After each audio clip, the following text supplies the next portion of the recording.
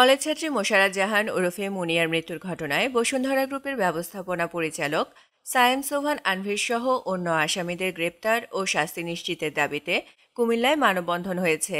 শনিবার বেলা 11টায় কুমিল্লা নগরের কান্দিরপাড় এলাকার টাউন হল গেটের সামনে এ মানববন্ধন কর্মসূচি পালন করা হয়।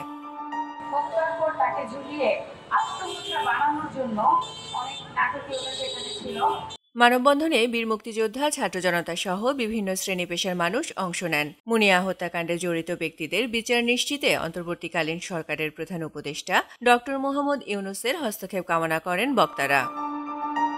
বিচার প্রক্রিয়ায় আসামিকে গ্রেপ্তার করে তার বিচার ব্যবস্থা চালু করবে। 2021 সালের 26 এপ্রিল রাজধানীর গুলশানের একটি ফ্ল্যাট থেকে মুনিয়ার মরদেহ উদ্ধার করে পুলিশ। তখন থেকে তার বোন নুসরাত জাহান অভিযোগ করে আসছেন মুনিয়াকে খুন করা হয়েছে।